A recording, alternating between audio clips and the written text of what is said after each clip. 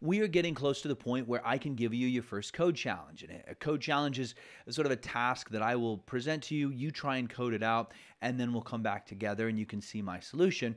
And it will always be something similar to what we have recently worked on. So the conditionals and the spacing, it's just something you need practice on, usually practice by yourself. That's precisely where a code challenge comes in perfect. We've done a couple difficult lectures in a row, so let's do a new file, and we will call it Python math.py. If you have not heard, Python is pretty good at math. Most programming languages are, but Python excels. And we did a little bit of math back in the variables video, but there's a couple things we need to talk about in order to get to our code challenge. And we're going to define a couple things. We're going to define what an operator is, and we're going to define what an operand are, two sort of scary words. An operator, you are actually pretty familiar with, whether you know it or not. It is typically a symbol or a sign that can manipulate or do something with an operand. Let me bump that down to the next line so we can see it. Okay. The definition for operand is right here. It is something that an operator affects. Okay, what's an example? Well, let's make a variable. We'll call it a number, and we're going to do 3 plus 5. Okay, in this case, the operator is the plus, and the operands are 3 and 5. The equal sign is also an operator, and this is an operand. We are updating this with this operator. We are doing a calculation or doing a process, right? We've got this operator in the middle with these two operands. Okay, so let's define, and we'll put a bunch of hash marks here. Python operators. We're not going to do all of them, but we'll do some of the key ones here for math. So that is an addition sign, or I'll put, I guess, a plus sign, when used with numbers. Okay, two caveats here.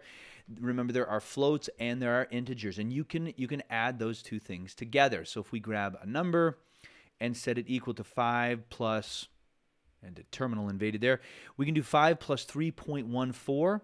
That is just fine. You can commingle these because they are both numbers. Remember, the alternative to this, and this is not math, but I'll put it in here anyway, that is a concatenate symbol when used with strings. Okay, so string equals Rob plus bunch. If you remember, what we cannot do is commingle strings and numbers, at least yet. We will be able to, but I'll put a variable here. We'll call it nonsense equals Rob plus 3. Okay, that's not going to work. This will break. Okay, because we've got an operand, but we have a string and we have an integer here. In fact, here, let's uncomment it and let's run our code. Nonsense. I've got a plus sign there. I'm not sure why. It should be an equal sign. Okay, let's run this code. So we got Python. We're going to update it to our math. I guess it's called Python math.py. Okay, and sure enough, it breaks, right? It says at this variable, right, it's got these squiggly lines and then it's pointing at the plus sign. I can only concatenate a string to a string, okay? You gave me a string and then you tried to slam this 3 into it, right? Let's see what happens if we actually reverse them. So we'll try and do 3 plus Rob. Let's run our code again. And if you haven't seen me do this before, if you hit the up arrow, that will run the previous command. Which, again, will save you a ton of time over the long haul. Okay, we get a little bit different error this time. Back over here, it saw the string, the plus sign, and said, oh, this must be a concatenate symbol because you gave me a string, and then it ran into the issue of you gave me something I can't work with. Well, this time, the error is an unsupported operand type for the plus symbol. You gave me an integer and a string. We got a different error because when it started with the 3, it saw the plus sign and thought, oh, this must be addition, right? This is an integer.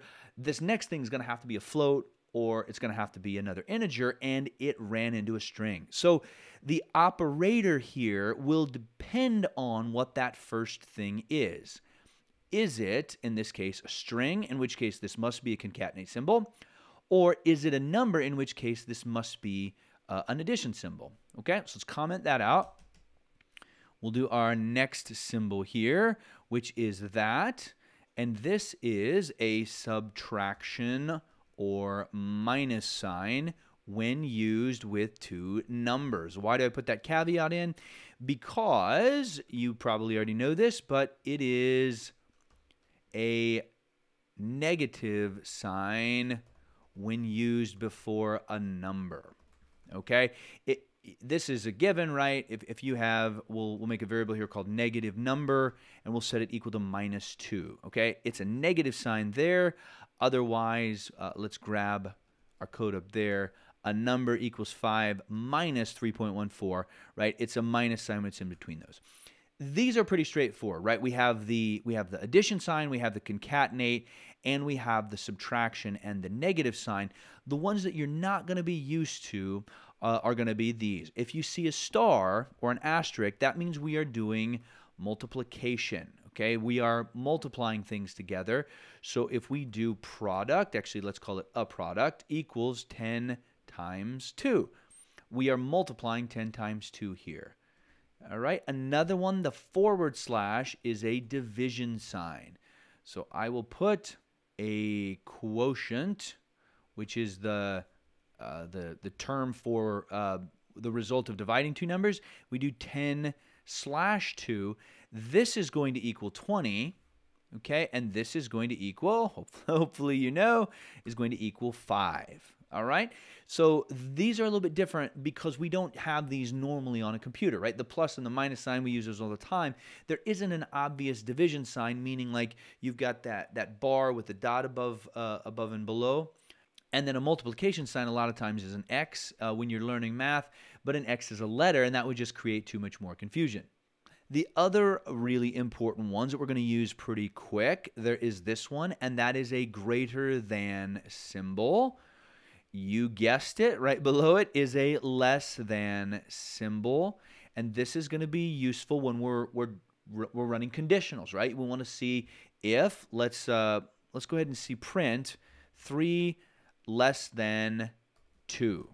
Okay, if we run that code, that kicks out the answer false, right? A Boolean, because this is not true.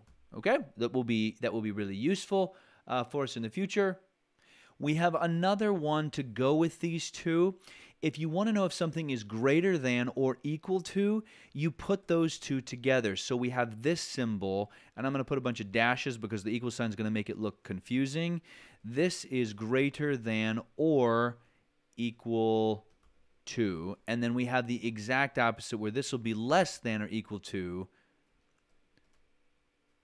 And these are also going to be really valuable for the same reason. If we take this code here and drop it in, if I do is 3 less than 3, well, the answer to this is definitely going to be no.